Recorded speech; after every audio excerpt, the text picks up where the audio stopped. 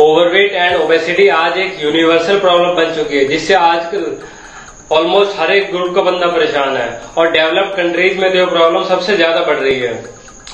2016 के रिकॉर्ड के according United states of America में 36.2% ऑफ अडल्ट ओबीस पाए गए थे। यूनाइटेड किंगडम में 27.8% ऑफ अडल्ट ओबीस पाए गए थे। इंडिया में 3.9% ऑफ अडल्ट ओबीस पाए गए थे, जिसमें दिल्ली नंबर 1 पर है। मतलब कि दिल्ली में ओबेसिटी का रेशियो सबसे ज्यादा पाया गया था। ये रिकॉर्ड आप डिस्क्रिप्शन में दिए हुए नीचे लिंक में जाकर देख सकते हैं।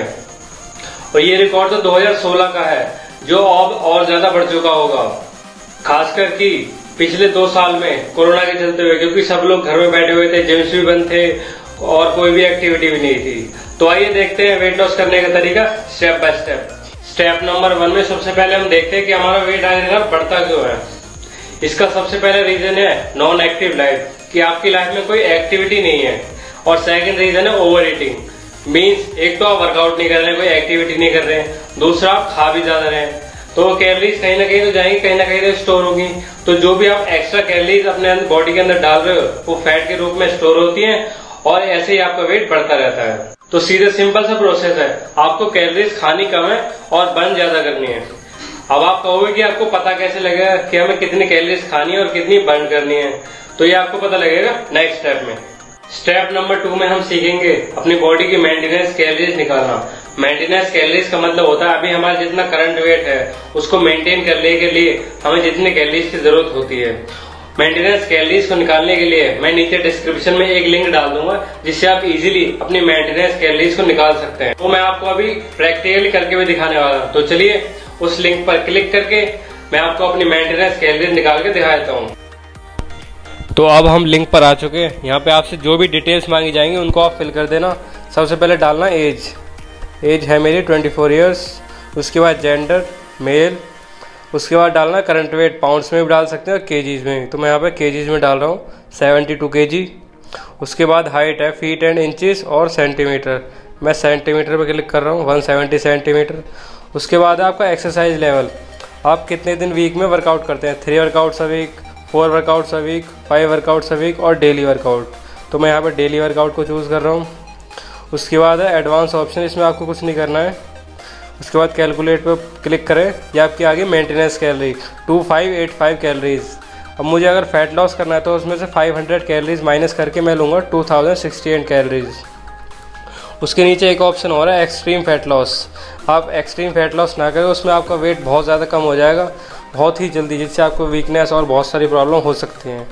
तो आप सिर्फ फैट लॉस वाली 2068 कैलोरीज ही लें। स्टेप नंबर 3 में हम सीखेंगे वेट लॉस के लिए हमें कितनी कैलोरीज खानी चाहिए।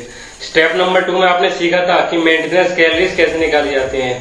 तो वेट लॉस के लिए हमें मेंटेनेंस कैलोरीज में से कम 500 कैलोरीज कम करनी होगी, तभी आपका वेट लॉस होगा। हमारी बॉडी में जो फैट स्टोर होता है उसका 1 पाउंड में अराउंड 3500 कैलोरीज होती हैं। तो हमें 1 वीक में 500 × 7 करके 3500 कैलोरीज कम खानी होगी, तभी आपका 1 वीक में 1 पाउंड वेट कम होगा। और अगर आपका बॉडी का वेट नॉर्मल से बहुत ही ज्यादा है तो आपका 1 पाउंड से भी ज्यादा वेट लॉस हो सकता है 1 वीक में।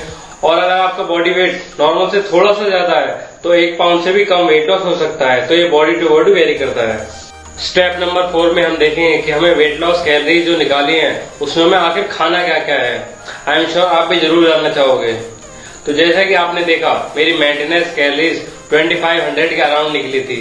अब अगर मुझे अपना वेट लॉस करना है तो उसके लिए मुझे उसमें से 500 कैलोरीज माइनस करनी पड़ेगी, मतलब कि मुझे 2000 के अराउंड कैलोरीज लेनी पड़ेगी। अब उस 2000 कैलोरीज में मुझे खाना क्या क्या है उसके लिए हमें थोड़ी सी कैलकुलेशन करनी पड़ेगी।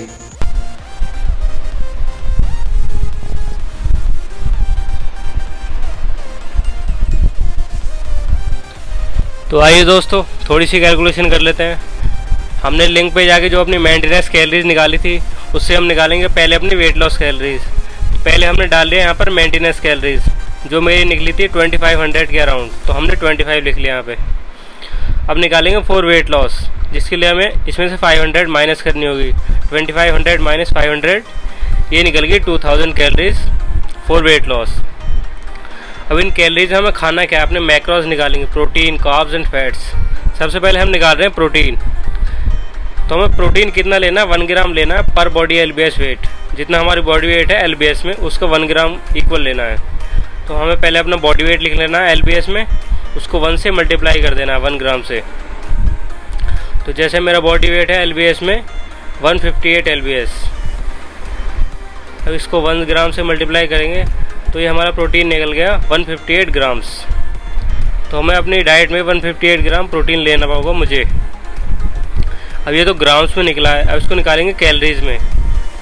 तो जैसे 1 ग्राम प्रोटीन में 4 कैलोरीज होती हैं, इसको हम 158 ग्राम को 4 से मल्टीप्लाई कर देंगे तो ये हमारा आ जाएगा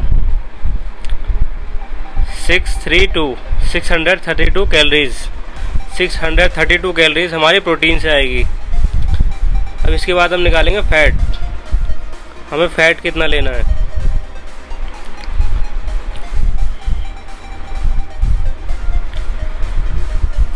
फैट हम लेंगे जितनी हमारी टोटल कैलोरीज थी 2000, उसका 15% लेंगे। तो ये लिख लिया हमने टोटल कैलोरीज अपनी इंटू 15%। जैसे हमारी टोटल कैलोरीज थी 2000, 15% से उसको डिवाइड करेंगे तो ये आ गया 300 कैलोरीज। 300 कैलोरीज हमारी फैट से आएंगी, हेल्दी फैट से। अब ये तो कैलोरीज निकली, अब इसको ग्राम्स में निकालेंगे हमें कितना ग्राम्स खाना है। तो जैसे 1 ग्राम फैट में 9 कैलोरीज होती हैं, तो 300 को 9 से डिवाइड करेंगे तो ये हमारे ग्राम्स में आ जाएगा 33 ग्राम्स फैट। हमें अपनी डाइट में 33 ग्राम फैट लेना है। अब निकालेंगे कार्ब्स। कार्ब्स को निकालने के लिए हमें अपना प्रोटीन और फैट दोनों लेने पड़ेंगे। सबसे पहले हमें लिखना है टोटल कैलोरीज। टोटल कैलोरीज में से माइनस करना है फैट प्लस प्रोटीन को।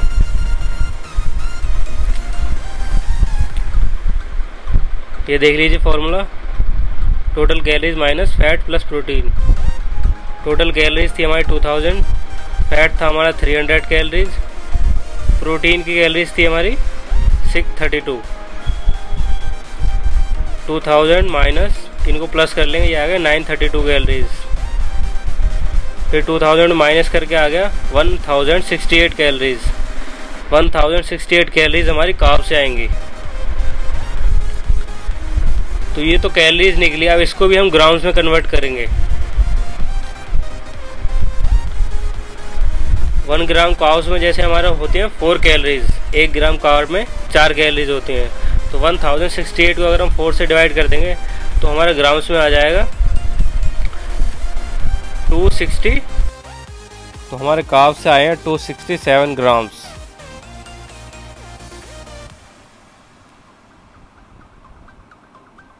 तो हमारे मैक्रोज आ गए हैं, कार्ब्स, फैट एंड प्रोटीन हमें कितना कितना लेना है देख लेते हैं। प्रोटीन, कार्ब्स एंड फैट्स हमारे टोटल कितने निकले हैं जो हमें अपनी डाइट में लेने हैं। कार्ब्स हमारा निकला 267 ग्राम्स, फैट हमारा निकला था 33 ग्राम्स एंड प्रोटीन हमारा निकला था 158 ग्राम्स। तो इस तरह आपने देखा कि हमें प्रोटीन, कार्ब्स और फैट्स कितना कितना लेना है। अब प्रोटीन, कार्ब्स और फैट्स के फूड्स तो आप गूगल से इजीली देख ही सकते हैं। स्टेप नंबर 5 है determination, self control and internal motivation. तो जब तक आप खुद नहीं चाहोगे अपनी फिटनेस लेवल को इम्प्रूव करना, कोई ट्रेनर, कोई डाइटिशियन कुछ नहीं कर सकता है।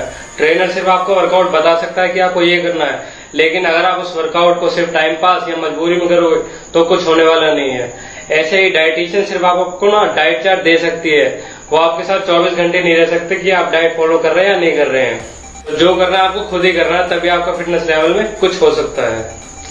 तो अगर आपने वीडियो को एंजॉय किया तो वीडियो को लाइक करें और चैनल को सब्सक्राइब जरूर करें, और साथ ही साथ बेल आइकन को जरूर प्रेस करें ताकि आगे आने वाली वीडियोस को आप जरूर देख पाएं। Thank you.